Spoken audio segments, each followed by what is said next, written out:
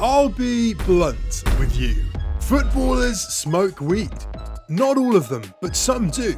And actually quite a few big names as well. Actually, one of the greatest Brazilian players of all time is on here. But I'll get back to him later. For now, let's start off with one of the greatest German midfielders, Mr. Mesut Ozil.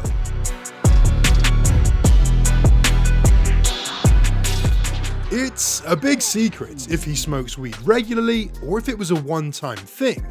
But during a vacation in Ibiza a few years ago, he was caught blowing some clouds. And of course, the media went absolutely crazy. Everyone demanded an explanation. Mesut Ozil had one, but you could feel he had to make it up on the spot. It was because I lost a bet and therefore only a one-time thing. I assure you, I do not smoke. Yeah, right, Ozil. I've got a suspicion he lost quite a few other bets after this one. But who knows? He's had a staggering career, so apparently it wasn't that big of a deal after all. Ozil's reason was kinda silly, but at least he wasn't stupid enough to snitch on himself, as Roberto Mancini did back in the day. Former player and manager Mancini confessed to smoking weed on a TV show while sitting next to Carlo Ancelotti. Roberto admitted to blazing while he was in charge of Lazio. You might expect the media to go crazy again, but no, nobody cared.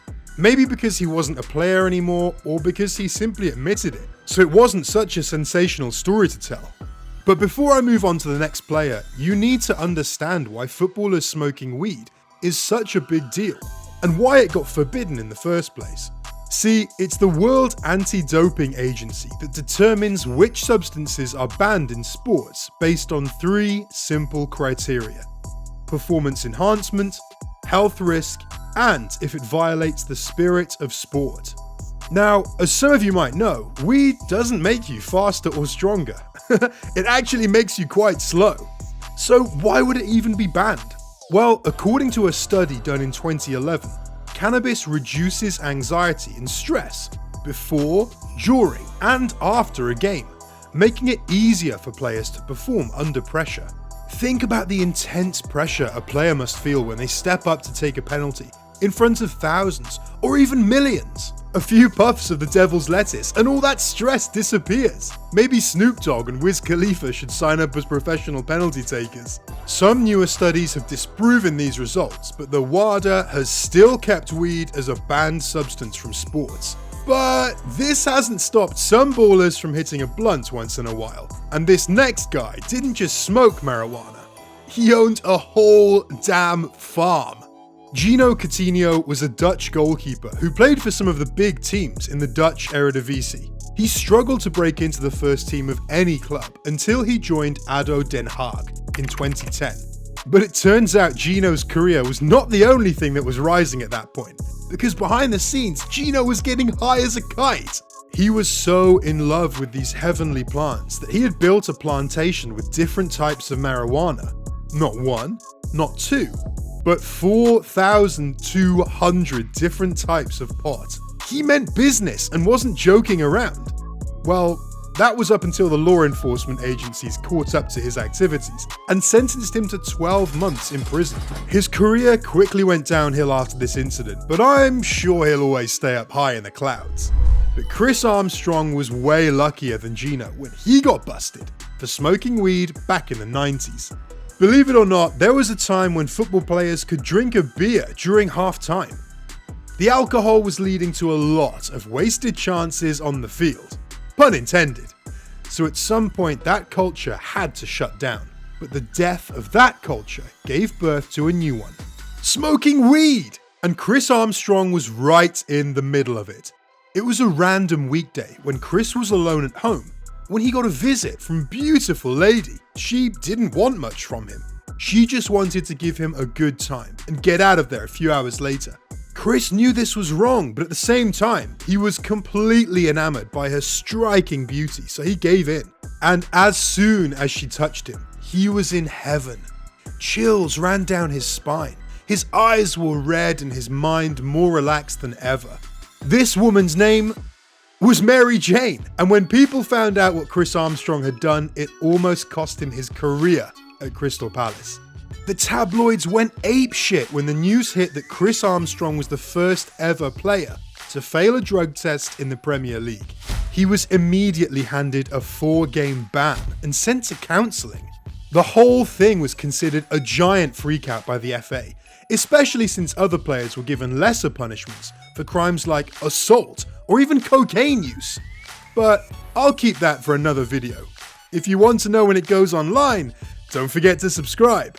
And don't worry, I'll get to our Brazilian friend in just a second. People thought Chris's career would take a nosedive at that point, but he silenced everyone when he walked out of Crystal Palace to go to Tottenham with a $5 million contract. It turns out England isn't the only place where they freak out over players smoking a spliff. The French league does not play around either, and Bernard Lamar found that out the hard way. This guy was living the goalkeeper's dream in France. He won a league title and 2 French Cups with PSG.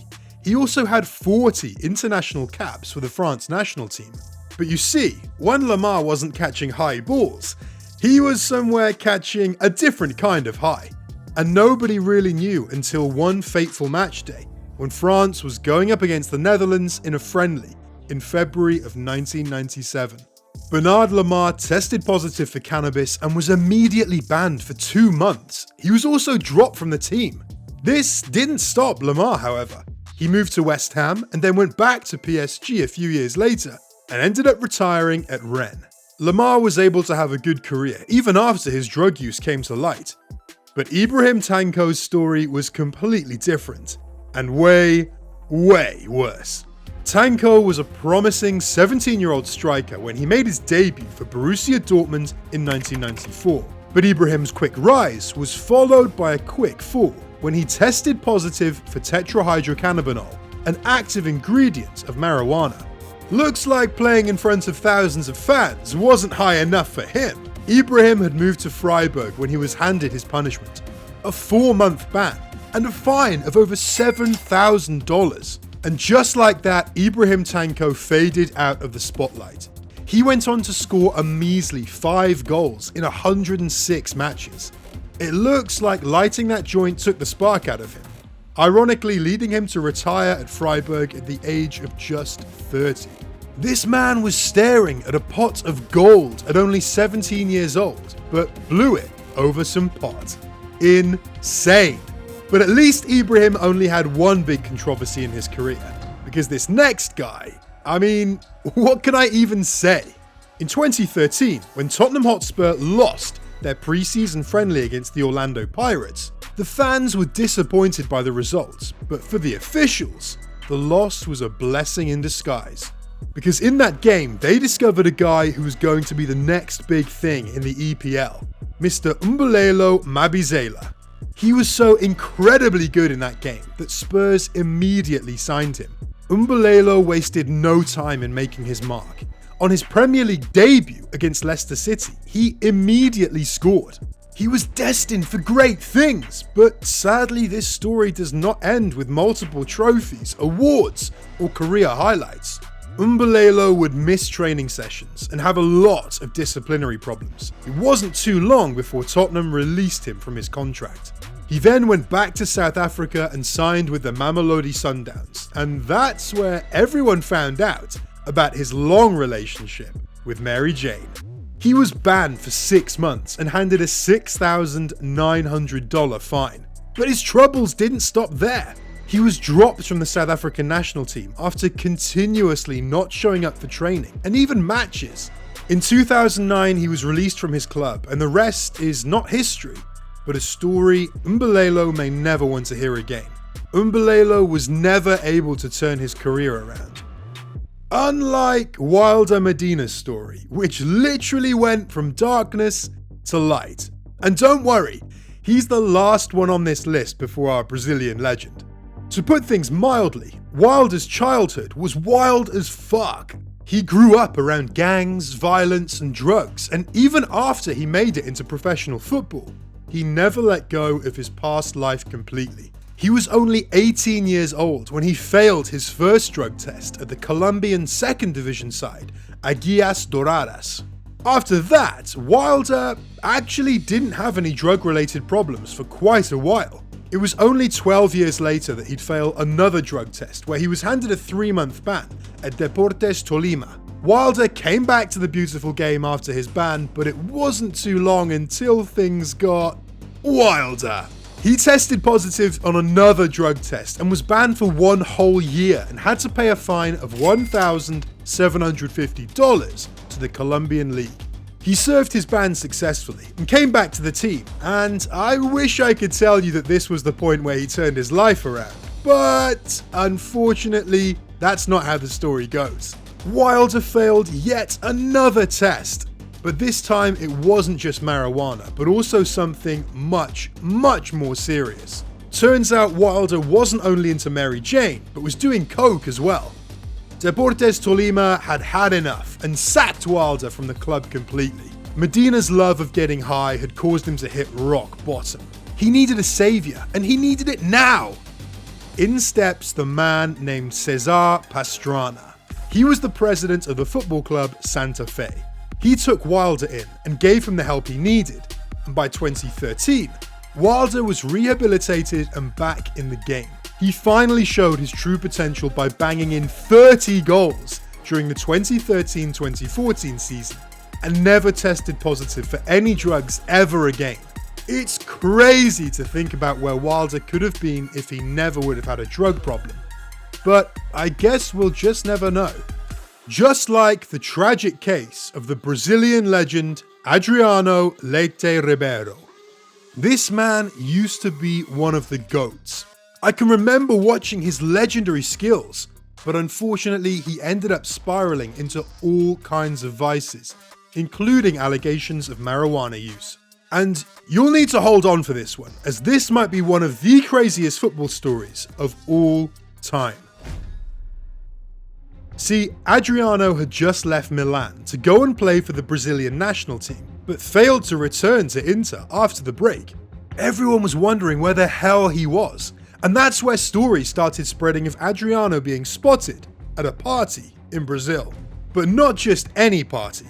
This was a party hosted by a local drug trafficker in Adriano's hometown. There were also claims of people saying they saw him with 2 pistols in his belt, smoking marijuana and drinking relentlessly.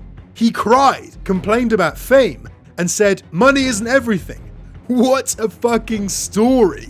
But later on, the police reported that those claims were utter BS.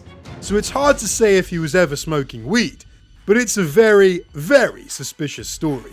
I'll let you decide in the comments, guys, and if you're not looking to debate, just watch this video on 10 other football players who smoke. You'll be absolutely shocked.